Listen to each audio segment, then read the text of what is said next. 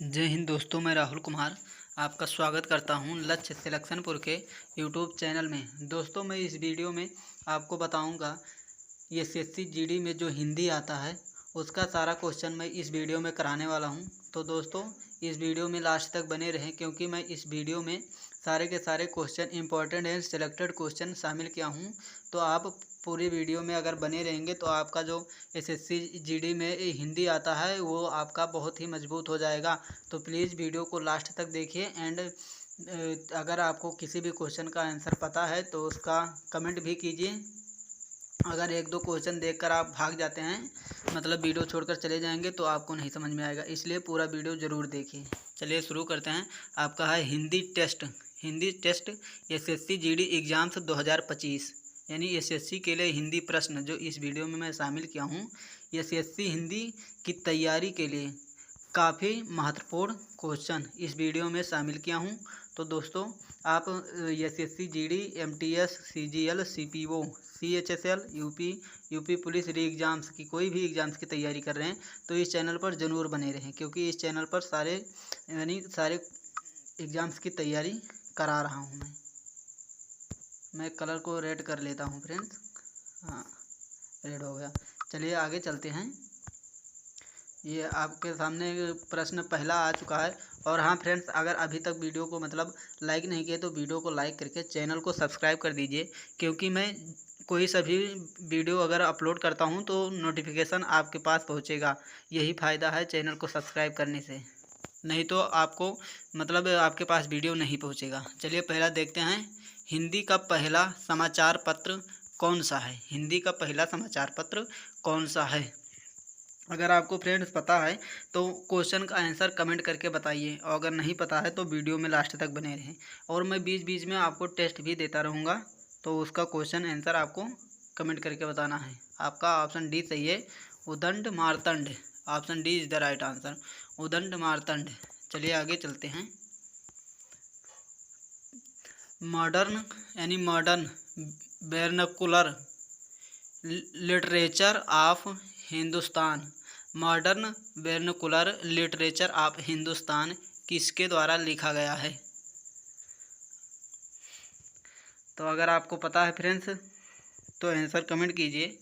आपका ये जो ऑप्शन सी से है, George Abraham Gierson. George Abraham Gierson आपका राइट आंसर है।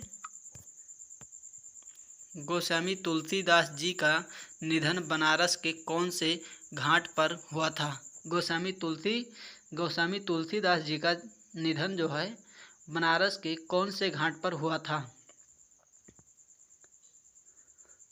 तो आपका ऑप्शन डी सही है, 80 घाट पर हुआ था।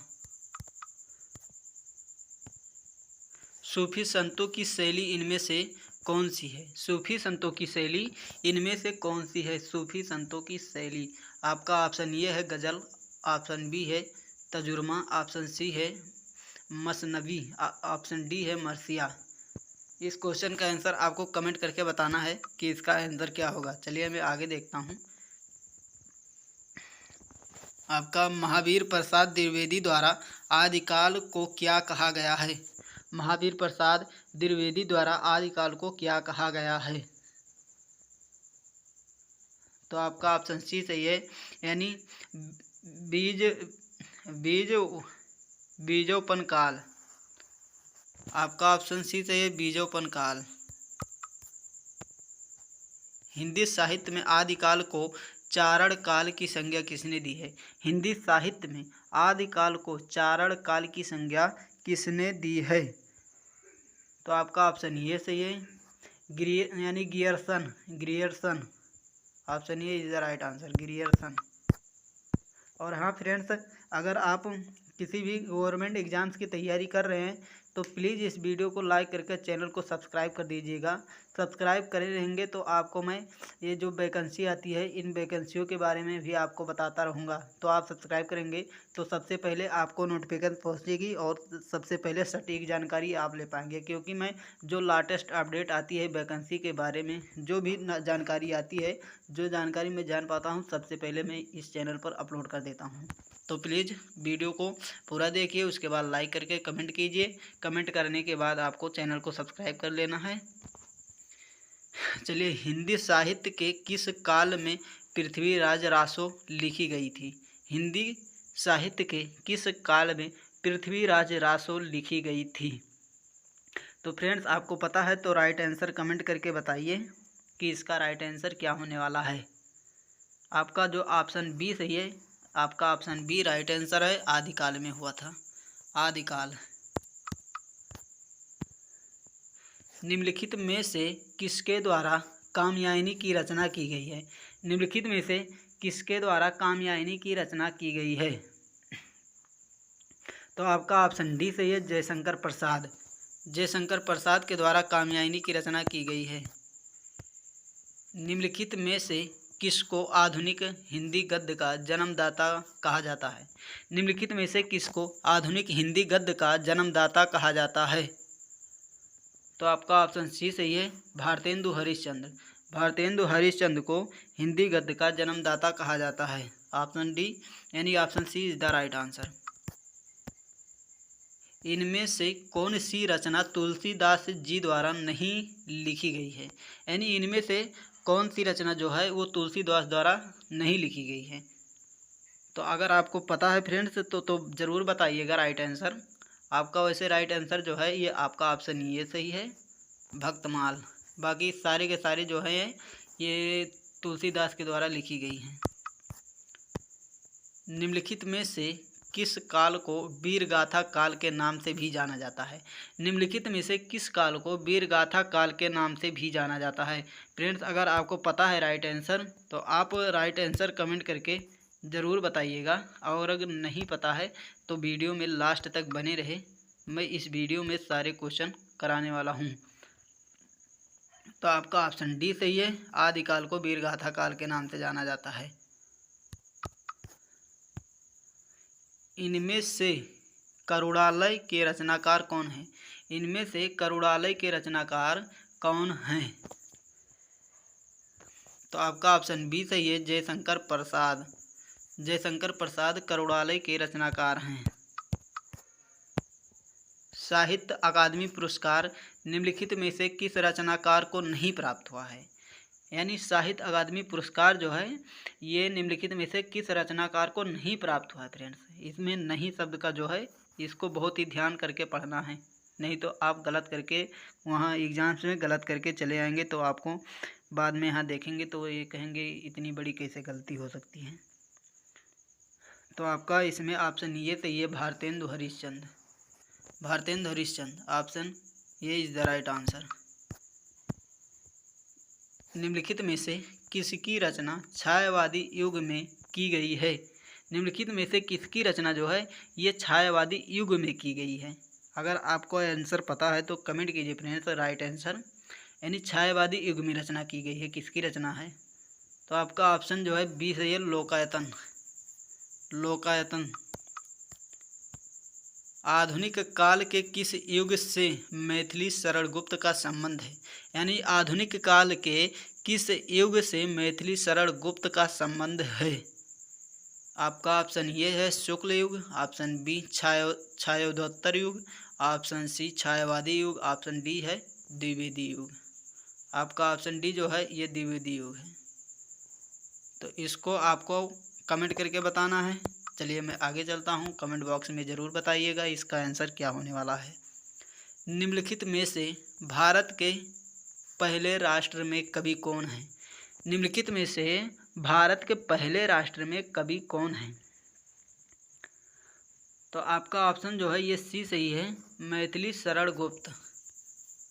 मैथिली शरण गुप्त जो हैं ये आपके पहले मतलब पहले राष्ट्र के कवि हैं। ये आपका लिखा हुआ है, तद्भव पत्रिका का संपादन किसके द्वारा किया गया है? तद्भव पत्रिका का संपादन किसके द्वारा किया गया है?